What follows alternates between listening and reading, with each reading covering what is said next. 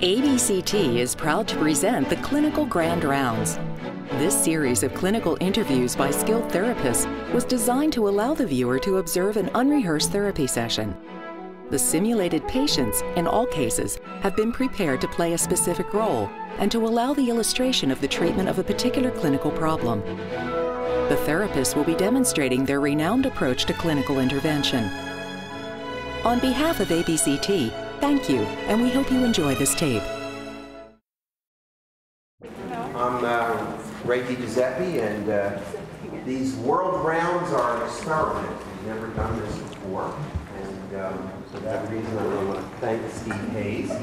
Steve, of course, is usually known for his productive scholarly activity, but he's really a scientist practitioner because everything he does is really towards the reduction of human suffering. And that's his words, not mine. And I think that this shows a great deal of courage to get up and do a live demonstration amongst your audience and your detractors and your competitors. And really thanks, Steve, for doing this. Thanks, Ray. Yeah, go on about that. We really hope that you enjoy these. So far, they've gone okay. And I want to thank Candace Murray, who's a psychology graduate student at British Columbia and one of our hosts, for wanting to participate and be the client. This world round is going to run a little bit different from some of the other ones we did. In the previous rounds, we asked the therapist to create a case study of someone that they were treating. Steve didn't want to do that. He said, that sort of sounds like I'm creating one of my own clients. I know what to do. I don't feel, a little fake. So I took a case of a client that I was supervising, wrote the case up, prepared Candace with it, role-played a little bit with Candace about how to respond. So Steve really doesn't know anything about this case, so this is going to be a switch in therapy after so much therapy with what we know was done, okay? So Steve is going to talk about 10 minutes about acceptance and commitment therapy, and then we'll talk about the case and go right to the role play. Thank you. Right now, that decision to not know what's coming feels like a very stupid idea. At the time, it seemed good. I do have to do 10 minutes, but I have an agreement with Ray to absolutely give me the hook if I go a single second beyond 10 minutes. The reason I feel as though I need to is that ACT is a relatively junior technology. My guess is, how many folks have read that book? Huh? Okay, so I've got a little bit of attention. That's probably why you're here. But that's only been out a year, and the technology is not widely disseminated. I've been working on it for 20 years. Shows you how fast I go. One reason why it took 20 years, and the early randomized controlled trials, small ones were done in the mid-'80s. Big ones are only now coming out. There's only one actually out. There's two that are in press or under submission or in preparation, is that I tried to develop a theory, and I want to do a quick promo for this book, and since there's mostly cognitive therapists here, this is a book called Relational Frame Theory. It seemed important to me not to launch into a new form of cognitive behavior therapy, and I think it is a form of that. But it's based on a completely different contextualistic model of cognition, and I thought it was important not simply to sort of launch the technology and do workshops and build a new deck on my house, but that I might also first spend, and it turned out to take a long time, 12, 13 years, try to work out the basic philosophy and theory. It's in this book, Relational Frame Theory. It's hard as heck to read, but you get to around chapter 5, it's readable. But so if you don't buy it unless you have a taste for basic stuff and fight your way through it. But Ellis liked it anyway.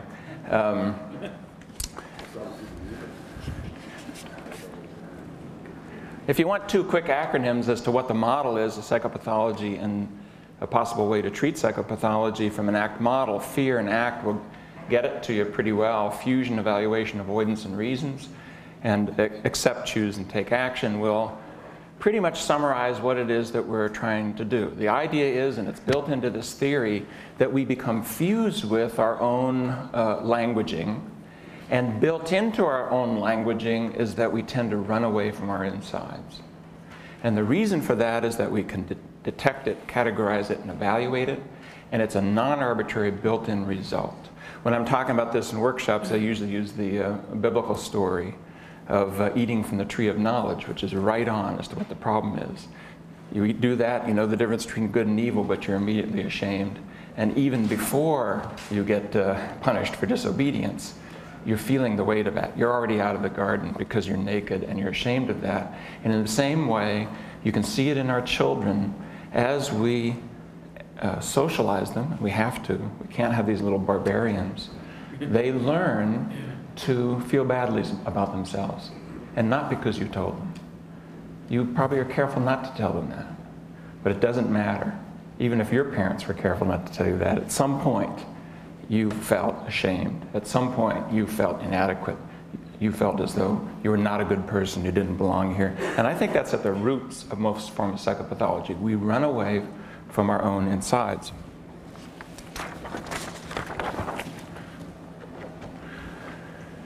I think it's built into human language, which means some of the languaging and act has to be a little odd. Sometimes we can do it directly and just say, hey, here's the deal. But often we have to speak metaphorically or paradoxically in stories or through experiential exercises. Why? Because this is language, but it's not direct analytical literal language, which is what I think is the seed of the problem anyway. We confront what we think is an workable change agenda, which is the typical case. We'll see, I don't know what's coming here. If I've got there's certain kinds of things I could get in terms of more superficial behavioral problems and so forth where this model may not fit. So hopefully it will, otherwise it's going to be a long hour and a half. Enhance a transcendent sense of self or building on the more spiritual side of persons, and there's an analysis of that in both of these books, both of which, by the way, are downstairs or here in the exhibit area, one at Guilford and one at Plenum. We teach willingness, teach people an active sense of willingness. This is not toleration, it's not resignation, it's not putting up with, but it's actively embracing your own thoughts even when they're irrational, your own feelings even when you don't like them. And we teach cognitive diffusion, which is learning how to reduce the domination of literal language, essentially to watch your thoughts instead of getting all entangled with them. So we do not dispute thoughts, we don't try to teach more rational thoughts, we don't try to change thoughts, although they do change. I mean, it's a paradox that when you stop trying to change them, they change pretty rapidly. And especially we know from the process literature, believability plummets when you do this. If you compare traditional cognitive therapy with this particular more contextualistic and different form of cognitive behavior therapy, the frequency of depressogenic, whatever you wanted to name particular thoughts, does not go down as fast, but the impact of it plummets. And it's the exact opposite with traditional cognitive therapy, at least in the studies that we've done. We then move to issues of values. If you weren't in this struggle, what would you be doing? And we try to get people focused on a better use of language, which is this positive, goal-oriented use. Instead of struggling with your insides, get on about the business of living. And we try to harness those abilities to living a committed, valued human life. And as a process, not an outcome, as far as I'm concerned, we're not here to fix people. People are not broken. They're never finished. There is no finish line in life. And the process that we're talking about is as applicable to you. It's as applicable to you sitting right here, right now, and me as I'm about to do what I'm to do as it is the client. And the goal is not to fix somebody, but to break things loose so that they can move along and walk through the process of living a committed, valuable human life with the pain, with the memories, with the sadness, with the loss, and with the joy, with the values, with the accomplishment, with the faith, with the commitment. That's what we're trying to do.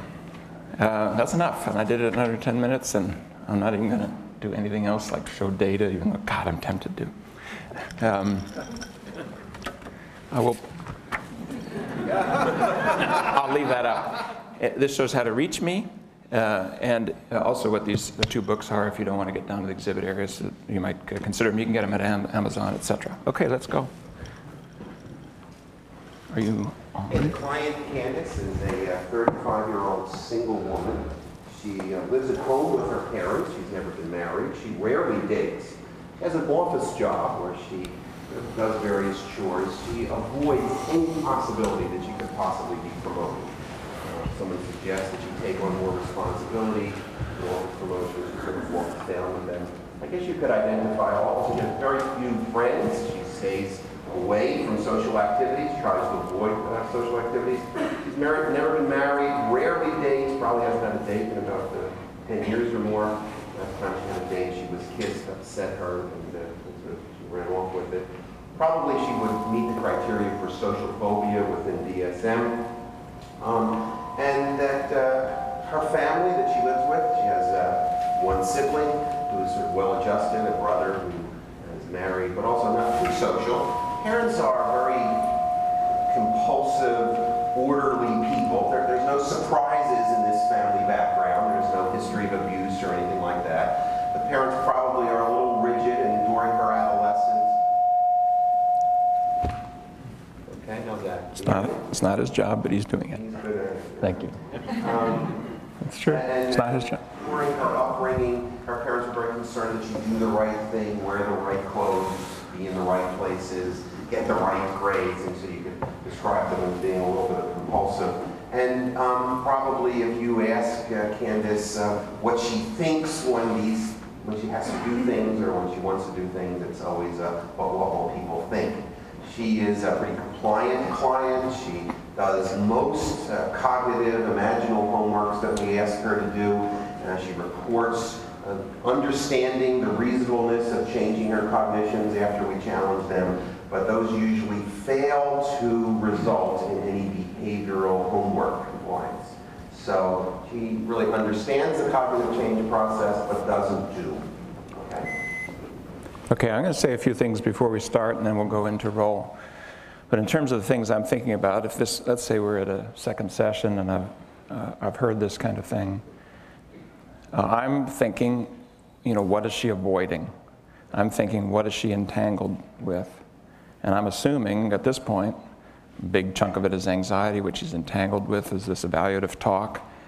But we know, and I'm taking this, that more traditional methods of actually changing those cognitions she's resistant to.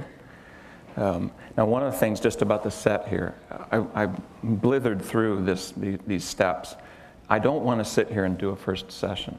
I might be able to show, or maybe not. It depends on what happens here, that I'm a good clinician. But frankly, the thing that's new about ACT as compared to CBT more generally has to do with the diffusion work, the willingness work, the values work. And I'm going to try to find, I'm not sure I can, we'll see what happens when I meet this client and go into role. I'm going to try to find a way to jump ahead. So I may periodically jump out of role and say, I just shifted now. I would do more of that, but now we're here. If I can do that in order to accomplish the purposes of the exercise. Okay? Okay. So Candace, before we start this session as our second session, I'd like you just to do a quick little thing, just to get in the room.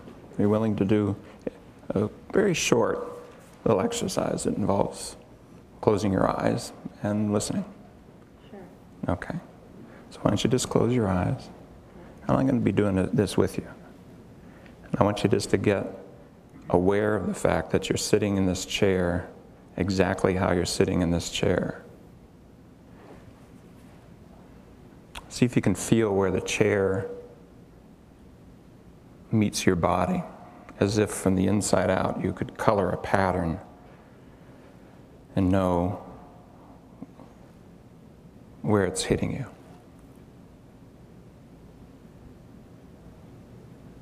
See if you can become aware of the sounds in this room.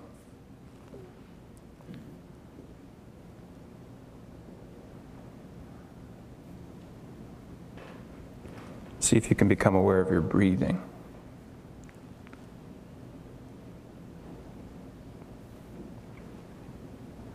And then I want you to picture what this room will look like when you open your eyes and where I will be. And I want you to see if you can connect with your intention that you brought with you to coming here. You came here to accomplish a purpose. And I don't yet know all of what those things are, but I want you to connect with what you know about why you're here and see if you can intend for our time together to make a powerful difference.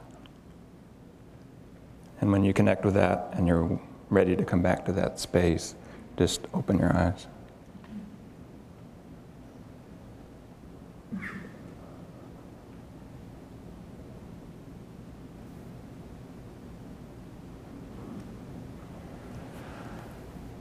Hi.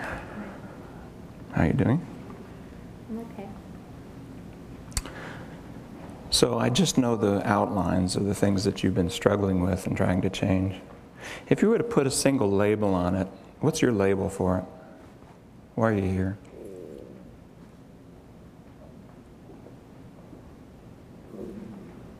Incompetence. Incompetence. Anything else? Shyness. Okay. You don't feel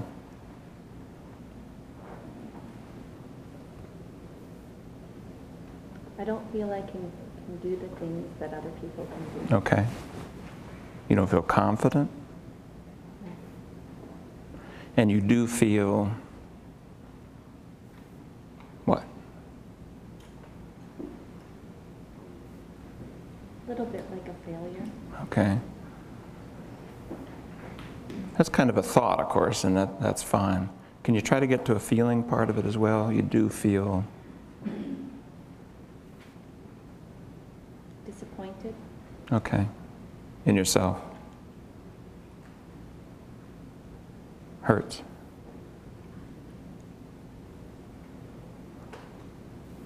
Has a heavy feel as you say it. Okay. So tell me, what have you done to try to solve this problem? What are all the things that you've tried? You've been to therapy before, etc. But tell me a little bit more about that. Like, what are some of the ones that you've given a good effort at? I've done a lot of reading. Okay.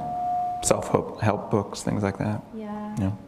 Trying to understand, trying to, these books on how to become more effective or how to have relationships with people and Okay. so on. Okay. And it makes sense, but You understand them, I understand them, but but never quite works for me. okay. What else? Well, I guess a few times I have two close friends from going back way to high school or even earlier than that, and a couple of times I've gone out with them to try to be more sociable. Okay. That hasn't really worked out either. So you've tried to force through it. You got to push yourself into a social situation, see if you can, get more comfortable? Is that? Yeah, Okay. to see if I can handle it, can talk to people, See if you can talk to people. Okay. and it doesn't work out. You end up in those situations only feeling more of what you started with. Yes. Yeah. It feels worse, and I've sort of learned that it's better to just stay at home and be with the people who I'm more comfortable with. So that's another thing you've tried. You stayed at home. Yeah, You decided I'll pull the fences in yeah, and I'll stay with friends who are more safe, more comfortable. yes. And then I'll feel what? Safe, Okay, good. And not, afraid. okay, good. So what else? What else have you done to feel safe and not afraid? I guess if I think about work, maybe I learned to do what I have to do perfectly, but I don't take on a lot of challenges at work because that makes me feel really scared too. Okay. If I do something wrong. So that's another thing you do. You try to do what you do well, even perfectly, but you try not to go outside those boundaries Yeah. because you'll feel afraid. Yeah. And going through this list, it sounds like most of these things you've tried and they haven't really paid off. Are there things that you've tried that you think you need to do more of? When you just in coming here, my guess is you have like ideas of things you ought to be doing. Like what are they? I think I should be taking on more challenges at work. Right. So it's more in the world of behavior, but you don't know how to get there. Right. And what stands between you and getting there is My fear. your fear. Okay. So here's one thing I want you to look at and see if this fits your experience. You've tried a number of ways to try to control your fear, to control your lack of confidence, your feeling of insecurity, your thoughts of failure. You've argued with yourself, you've read books, you tried to persuade your way out of it, tried to push your way through it. And you've been in therapy before. And yet, bottom line, here you are seeing another damn shrink. Exactly. So, don't you think there's something odd about that? That in most areas of life, if you work that hard, you'd get more benefits than what you're getting. It doesn't sound like you haven't worked hard. It sounds to me like you've tried a lot of sensible things. In fact, the things that seem kind of logical to me to try. Mm-hmm. And here you are again. Yeah. What's up with that? I mean, this is another way. I mean, don't you think there's something kind of suspicious about that? If you were trying to, I don't know, read a book or clean up the floor, or, I mean, if you took that kind of effort, the floor would get clean, the house, the walls would get painted. Here you are, you're taking some effortful steps, and you loop around and you're seeing a damn shrink again. So, is it fair to say it this way? In some sense, this hasn't worked. It doesn't feel like it's worked. Right. It just feels like another failure. Right. Well, what I'd like you to look at here is just consider the possibility. I'm not asking you to believe this. In fact, I suggest you don't.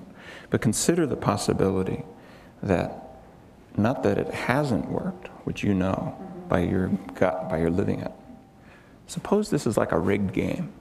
I'm from Reno. Suppose this is like a gambling deal where you can't win. These dice are rigged. And that it is not possible. You cannot succeed in what it is that you've been trying to do. Suppose it's like that. Why would that be?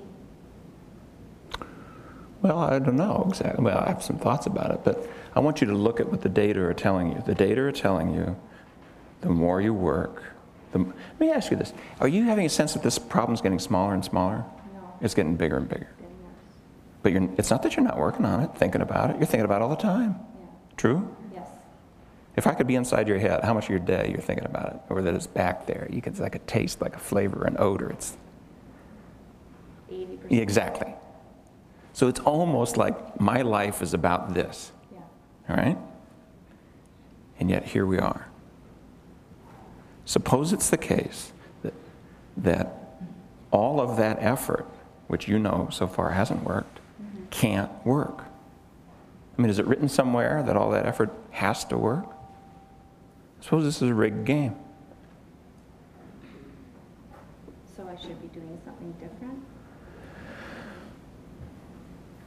Yes, except I'm cautious to answer that, because different has to be really different, and maybe so different that it's not even the same game anymore. It would kind of be like this. Like, let me just use a metaphor for kind of what it might be like. It'd be like, suppose your situation is kind of like you've been blindfolded, given a set of tools, you're set out in a field, and you're told, this is life, go run around. And you did that. What you didn't know, you're blindfolded after all, is that there's holes out in this field. They're widely spaced. And sooner or later you fall in it. And you fell into fear, lack of confidence, thoughts of failure. All right? Well, when you fall in a hole like that, you do the normal, sensible things. You try to find a way out. Doesn't seem like there is a way out. And you've tried to do that. Sooner or later, you might feel what's inside the little bag that you were given to carry. And suppose you find inside there, you find a shovel. You're blindfolded now. So you'll get a shovel here. So you start doing what you would do with it. You start digging. And you dig, and you dig, and you dig, and what happens? Is the hole getting bigger or smaller? Getting bigger. And you dig with big scoops and small scoops and fast scoops and slow scoops and stylish scoops and clumsy scoops and intelligent scoops and emotional scoops. And relationships groups and read the book Scoops, and is the hole getting bigger? Yes, It's getting bigger. Well, it's supposed to like that. I mean, that's what happens. I mean, shovels are good things, but they're not good things for getting out of holes. They're good things for making holes. It's supposed to like that.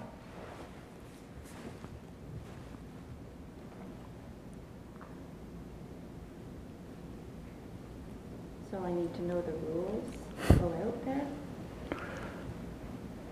So right now I just wanted you to thank your mind for its effort to solve this.